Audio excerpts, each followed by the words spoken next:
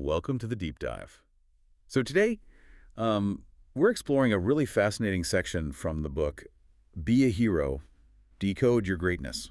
Yeah, and it's a pretty intense section. It really is. The mission of our discussion today is to unpack this profound and, frankly, quite intimidating premise about human potential and our underlying purpose. Right, because it really challenges how we view our own limitations. Exactly. We're looking at a specific framework the author lays out for how we access our ultimate capabilities and, why we seemingly always stand in our own way. Which we all do, Oh, constantly. absolutely. Yeah. But before we get into the mechanics of that, I want to start you, the listener, off with a little thought experiment. I love this part. Yeah. So I want you to imagine, just for a moment, that you possess a treasure of absolutely unimaginable value. Like beyond anything you could put a price tag on. Right, exactly. We're talking about something so significant that it completely redefines who you are and, what your life actually means. But there's a trick, right?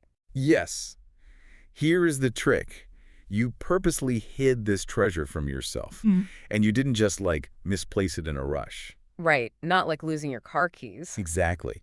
You deliberately stowed it away in the absolute last place you would ever dare to look. It really is a terrifying premise when you actually just sit with it. It kind of messes with your head a bit, right? It really does. Just the idea that we are our own final boss, actively keeping the best parts of ourselves locked away in the dark. Yeah. And the book's central thesis is that every single human alive has this treasure. The author states that a master key to this greatness is literally coded into your unique DNA. Wow. Into our DNA. Yeah, it represents an ultimate purpose meant to completely expand your soul.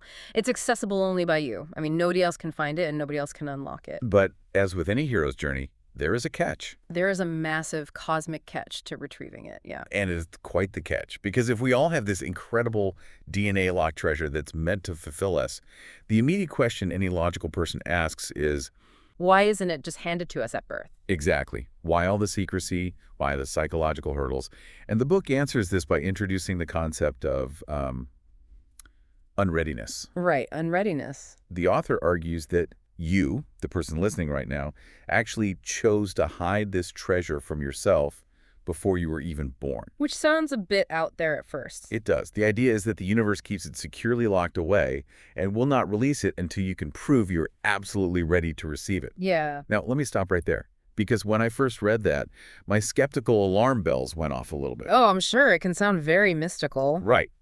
Is the book talking about a literal conscious universe acting as a gatekeeper? Or is this, a metaphor for something else? Because blaming the universe for our lack of success can sometimes feel like a way to just dodge personal accountability. That is a very fair critique, and it's crucial to read this through a psychological lens rather than just a purely mystical one. Okay, makes sense. When the book talks about the universe withholding your treasure, it's really highly reflective of our own deep-seated subconscious architecture. How so? Well, the book gives this very stark warning. It says this treasure, this ultimate purpose, is so powerful that it will actually destroy you if you're not ready for it. Destroy you. That's intense. It is. So the universe keeping it from you is really a metaphor for your own internal protective mechanisms. Think about the concept of self-sabotage. Oh, sure. We see that all the time. Exactly. In psychology, we often see people subconsciously ruin their own relationships or careers when things get too good too fast. Because they aren't ready for it. Right. They haven't built the internal foundation to sustain that level of success, so their subconscious just pulls the plug to return them to a familiar baseline. Okay, let's unpack that with a real-world analogy, because that makes a ton of sense. It's exactly like handing a multi-million-dollar lottery winning to someone who's never even managed a basic checking account. Oh, that's a perfect comparison. Right? We've all seen the headlines. The money doesn't save them. In most cases, it completely ruins their lives. Yeah, they end up bankrupt or isolated and usually worse off than before. Exactly, because they didn't have the financial literacy or the boundaries Correct. or really the emotional resilience to handle that kind of sudden power. Precisely. It's the exact difference between earning your strength incrementally versus just being handed a massive weight you aren't prepared to lift. Your joints will just snap. They will snap. If you're handed your ultimate greatness before you have the character or the emotional fitness to handle the responsibility that comes with it, you'll shatter under the weight. That is such a good way to put it. But, the flip side of this warning is actually incredibly hopeful. Right. The text argues that When you finally do the internal work, when your character really aligns with your potential, and it's recognized with absolute certainty that you're ready, things shift dramatically. Yeah, the book describes the treasure revealing itself with, quote, the force of an atomic pull. The force of an atomic pull. Yeah, that phrasing really stood out to me. It sounds like something out of a physics textbook, right? It implies that this isn't just a casual, oh, hey, I found a new hobby kind of discovery. No, it's a magnetic inevitability. Right. But what does that actually look like in practice? Like, how do we know when that pull is happening? Well, in practical terms, that atomic pull is what psychologists might describe as a profound state of cognitive resonance or flow. Oh, flow states, yeah. Exactly. The text elaborates that when you're deemed worthy, every atom of your body is spinning to bind your purpose to eternity. That's quite a visual. It is. Biologically and psychologically, this is what happens when your core values, your daily actions, and your external opportunities just completely align. So all the friction is gone. Exactly. There's no more internal friction. You stop wasting energy fighting yourself, and suddenly you feel this irresistible unified momentum forward. That sounds amazing. It's the pull of destiny, yes, but it's a destiny you had to actively earn the right to carry. Which brings us to the actual search. If we have to prove ourselves worthy by developing this character, where exactly do we start looking for a treasure we deliberately hid? Yeah, that's the big question. And the author actually stops the reader in the book and demands they do this interactive psychological exercise. Which I think is a brilliant structural move. It is.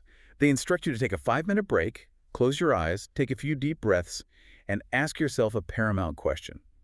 Where is the one place you would never dare to look? It's such a brilliant pivot because it forces the reader out of just passive consumption and into active introspection. Right, you can't just skim past it. No, you can't.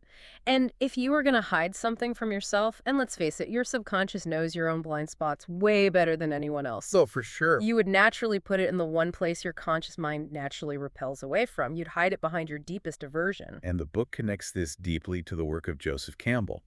You know, the American professor famous for the concept of the monomyth or the hero's journey. Right, a classic framework. But I have to ask,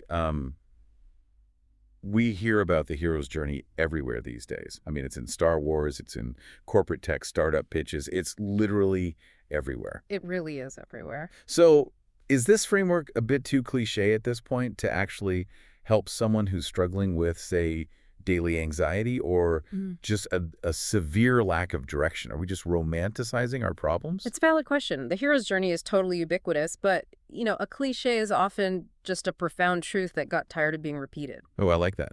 The psychological utility of Campbell's framework, and why the author uses it here, is that it externalizes our internal paralysis. Okay, break that down for me. Sure. The book references a very famous concept inspired by Campbell. The cave you fear to enter holds the treasure you seek. Right. When you're dealing with profound anxiety or a lack of direction, your natural instinct is avoidance. We spend our entire adult lives building comfortable routines specifically designed to avoid our dark caves. Right, our insecurities, past traumas, fear of failure, all that stuff. Exactly. By framing this avoidance as a cave guarding a treasure, the book provides a really powerful cognitive reframe. It transforms the source of your anxiety from a brick wall you have to avoid into a threshold you actually must cross. That's fascinating. It asserts that your ultimate purpose is always hiding right behind your biggest fear. That reframe is incredibly powerful. And the author takes it a step further with this poetic line that I want to spend some time on, which is, fears are feathers of greatness. Yes, I love that line. Let's really look at the mechanics of that. Usually we visualize fear as this heavy, solid barrier, right? Yeah. It's a biological stop sign telling us to turn around and get back to safety. Exactly, our fight or flight response. But if fears are feathers, then fear isn't a wall at all. It's the very material required for flight. Exactly. And biologically speaking, that metaphor is incredibly accurate. Really? How so? Well, when you experience fear, your body releases adrenaline, your heart rate increases, your pupils dilate, and oxygen floods your muscles. Right, you get super amped up. Yes, it's a state of hyperarousal. Interestingly, the physiological profile of fear is almost identical to the physiological profile of excitement and readiness. Wait, really? It's the exact same bodily response? Almost identical. The only difference is the cognitive label your brain attaches to it. If you view the arousal as a wall, you freeze. Oh, okay. But if you view that exact same physiological arousal as feathers, as a state of extreme readiness designed to help you rise to a challenge, it completely changes your behavior. You lean into it. So the fear itself becomes the vehicle for your flight. Oh, precisely. It completely flips the script. Instead of trying to eliminate the fear, you're trying to utilize it, which I guess introduces the concept of the dragon we have to face to get the treasure. Yes, the infamous dragon. Right. In this game of life, as the book describes it, winning requires confronting this dragon. But this isn't some, mythological beast hoarding gold in a distant mountain. No, not at all. The text asks a series of really pointed questions. It says, what is your biggest obstacle? Myself. What is your biggest problem? Myself. Who is your biggest enemy? Myself. It can be a very tough pill to swallow, realizing that you're the villain in your own story. Oh, yeah. We expend so much energy blaming the economy or our bosses or our upbringing. Exactly. But to drive this point home, the book uses this really powerful African proverb: if there is no enemy within, the enemy outside can do us no harm. That is so true. The dragon guarding your treasure isn't your external circumstances. The biggest obstacle is the self. Specifically, it's the fear of our own potential. Wow. As the book notes, if there's only one thing you should truly fear, it's your own greatness.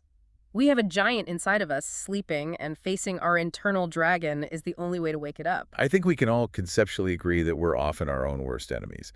But, conceptual agreement doesn't win battles. No, it doesn't. If the treasure is our DNA-locked purpose, and it's guarded fiercely by our own deepest psychological fears, how do we practically fight this? We need tools. Right. The author makes it clear that if we just charge into this internal battle blindly, the sheer force of our fear is going to completely shatter us. We need a strategy and we need armor. And that is precisely where the book transitions from diagnosing the human condition to providing a highly specific tool. It introduces the second element of this internal hero's journey, the Sacramentum of Heroes. Right. And I have to admit, when I first read the term sacramentum, it sounded very ancient and, frankly, a bit dramatic for everyday life. Well, it sounds ancient because it directly pulls from ancient Roman history. Okay. A sacramentum was a Roman soldier's vow of faithful service. It wasn't a casual promise made in passing. It was an oath of immense solemnity. Like a really big deal. A massive deal. It represented an appeal to the gods, essentially inviting divine retribution upon the soldier if they swore falsely or abandoned their post. Wow. So no pressure. Exactly. High stakes. The author takes that level of absolute life-or-death commitment and applies it to the modern individual's internal journey. So the Sacramentum of Heroes is essentially a solemn, unbreakable agreement to honor your own heart and face your fears. That's it. Exactly. But how does a modern person actually use an ancient war vow in their daily routine? I mean, I can't exactly stand up in the middle of a stressful corporate meeting or while managing my chaotic toddler and start loudly swearing oaths to the gods. Right. It feels a bit like role-playing if you do that. Yeah. It does sound theatrical until you understand the psychology of rituals and somatic anchors. Somatic anchors. Yes, a somatic anchor is a physical action that triggers a specific, trained emotional state. The book isn't asking you to put on armor, it's asking you to perform a specific physical action, placing both hands over your physical heart. Oh. By engaging in this deliberate physical act, you're interrupting a panic cycle. You're grounding your racing mind in a highly tangible reality, which is the beating of your own chest. And the book brings up the actual physical heart in a way that provides a really great biological anchor for this practice. It notes that your heart beats around 100,000 times a day. 100,000. Yeah. If you live a full life, that is roughly 2.5 billion beats in a lifetime. Yeah. It's just a massive, relentless engine. It's the ultimate metronome for our physical and emotional state. Yeah. The book argues that every single one of those 100,000 daily beats should ideally originate from a place of genuine gratitude, honor, and certainty. Wow. The ceremony of the sacramentum, physically placing your hands over your heart, is a way to physically swear upon that true beating essence. It grounds this abstract concept of honor into a visceral, undeniable physical sensation. The text also gets very specific about the hands themselves, right? Like the placement of the hands and the fingers is highly symbolic in this practice. Yes, the physical details matter immensely here. The book explains that placing your hands over your heart represents the interplay, the dualism between gratitude and fear. Okay. But even more specifically, your 10 fingers are meant to signify the diverse perspectives you must consider before making any decision. That part really fascinated me. Why focus on the 10 fingers representing different perspectives? Like, how does that help when you're facing down the dragon of your own fear? Because fear forces binary black and white thinking. Oh, that makes sense. Right. When you're terrified, your amygdala, the fear center of your brain, takes over. You only see two options: fight or flee, success or total disaster. Yeah. All the nuances just gone. Exactly. By taking a moment to consciously acknowledge your 10 fingers as 10 different perspectives, you're practicing cognitive reappraisal. Okay, so you're forcing your brain to reset. You're actively forcing your brain to step back and realize that this terrifying situation has multiple angles, multiple interpretations, and multiple potential resolutions. By anchoring your hands to your heart and acknowledging these perspectives, you give yourself the grace to view a problem without the tunnel vision of panic. Okay, that makes the mechanics of the ritual much clearer. You're using a physical anchor to break the panic cycle and force a broader perspective. But the book claims this practice doesn't just manage fear, it actively defeats it. It says that the ultimate weapon you deploy during the Sacramentum is pure gratitude. Yes. Can we walk through the underlying logic of how gratitude acts as a weapon? Because usually we think of gratitude as this passive, soft, emotion-like writing in a thankful journal at the end of the day. How does it slay a dragon?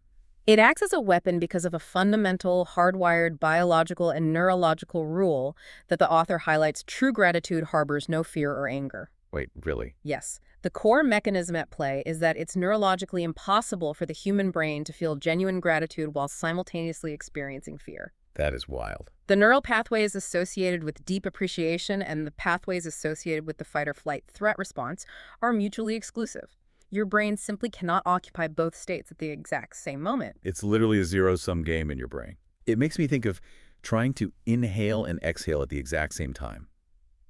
You can try as hard as you want, but the mechanics of your lungs won't allow it. You have to choose one direction. That is a perfect analogy. So if you can actively force your brain into a state of pure, genuine gratitude, which the Sacramentum ritual trains you to do on command, the fear doesn't just get smaller, it actually suffocates. It suffocates. Because it has zero neurological oxygen to survive in a truly grateful mind. Exactly. The fear suffocates.